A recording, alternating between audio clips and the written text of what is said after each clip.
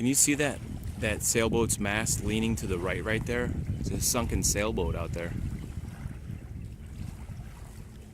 Good morning, everybody. John Swift.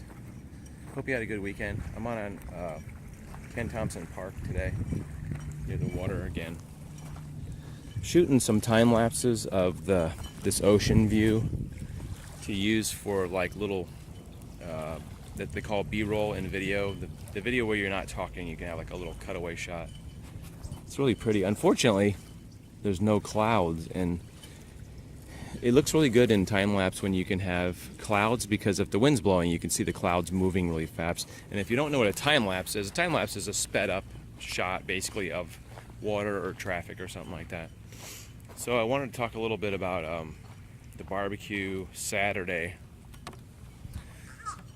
It was a good barbecue. I always sort of have withdrawal symptoms from whenever I have a party or we go out and do something, and then I get home the next day and I have sort of like withdrawals because it was like so much fun. We had so much fun at the barbecue, and the next day it's like so boring and quiet because it's just me and my girlfriend.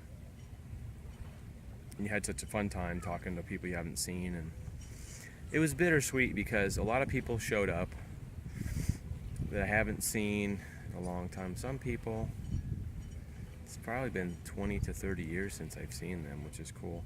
And people were open to the idea of having more barbecues, which is pretty cool. In the future, maybe in the fall, we'll have another one. And somebody offered up their house. But on the flip side of the bittersweet, the bitter is some people didn't show up who I was looking forward to seeing. Some people had some obligations. Some people I don't know. When I pitched the idea over a month ago, some people were like, yeah, let's do it, you know, I'll be there. And then they don't show up, and you kind of get disappointed. And that's probably one of the reasons I don't usually have parties at my house, is because I'm always worried about people showing up, and somehow that's a reflection of me. If we were having a party and they didn't show up, like that, I reflect that back on me, saying, well, they must not like me very much. And that's one of those insecurity things too. Even though I'm 40 something, still you kind of have those insecure issues, I think, sometimes that carry with you through your life. But this was more of a neighborhood barbecue, and it wasn't for me, it was for the neighborhood, like kind of like a block party. So it was pretty awesome. People were telling some really funny stories about stuff, and stuff that I had never heard. Like one guy supposedly was sniffing gas every day, like he would siphon gas out. I don't know. I didn't get the details part, but that's pretty funny to hear. A lot of people did drugs in our neighborhood. Not hard drugs, but, you know, like marijuana and stuff like that, and just, you know, drank beer and stuff like that. Like everybody drank beer when they're young, but it was funny to hear some stories. And there's a guy that lives in our neighborhood that we actually went to his house because I was doubtful that he would come, because he's kind of a private person. And we went over to his house and knocked on his door, and I saw him in the window, and then he never came to the door, and he said, go away. That was really funny. I got that on video, and I'm like, I'm debating whether to put it on. I may put it on the Facebook page. I'm not sure. I may have already put it on the Facebook page. I'm not sure. I put it on the Oak Street, the neighborhood page that I have. It's a community page, but that was really funny. It was like we were all 12 years old again, because some of the guys I was with, a couple guys that are just like well, one guy's my age and one guy's a couple years older than me, that we used to hang around in the same street. He used to have a trampoline in his house, or not in his house. He had a trampoline at his house, not in his house. And people used to come over and jump on the trampoline. Like, he's told me that people would come over when he wasn't home and jump on it. Or I think sometimes kids would come over and ask the mom if he wasn't home if they could jump on the trampoline, because I don't think anybody that we knew had a trampoline, and it was pretty big, good size one. Like today, with today's manufacturing, see that squirrel over there? It's funny when they stick up on their hind legs and they look with their hands together. It's like they're waiting for something. You probably can't see him very clearly, but there's a squirrel over there. This just caught me out in front of my...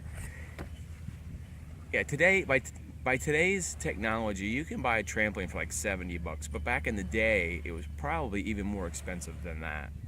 And nobody in my neighborhood probably had the money or wanted to get a trampoline, so it was just one of those things. Like I said, my own sister didn't show up for the barbecue, so pretty disappointed, but you know, some people, I think it's hard for them to show, and this is, I think, part of the reason why is I think, you know, some of the people that were coming are 50 plus years old, so I think it's tough to show up to somebody you haven't seen because you had these expectations of what people are, and people are getting fatter and they're getting older and they're getting more wrinkly, and people have had like a lot of kids. One lady had 6 kids, so that's a lot of stuff to go through, and people are always concerned about the way they look, I think, as they get older. And you know, I don't know if there's a mean age at which you just say, okay, I'm freaking old. I don't know if you like hit 60 or 65 or just say, well, screw it, you know. I know I have been blessed with young genes for whatever reason, because my grandfather died at 103, so he had a lot of longevity. Is that the correct word, longevity? So that's kind of how things are. I don't know. In a way, it's a blessing, and in a way, it's a curse, because I actually got carded a couple months back. At 48, I got carded. So anyway, I didn't want to do a real long vlog. I wanted to concentrate on getting some like cool shots of the water and some time lapse and stuff. I just gotta fill you guys in. I still got a lot of vlogs from last weekend I gotta do. I got another vlog that I shot during the week I gotta edit. So I was gonna try to get in a quick run and then get home and try to get on some editing, which I haven't been very successful at. So we'll see what happens. Hope you guys have a great week. I'll probably see you in another vlog this week, hopefully, if everything goes right. So we'll see you. Have a great week. As always, stay positive and keep dreaming, everybody. Okay, see ya.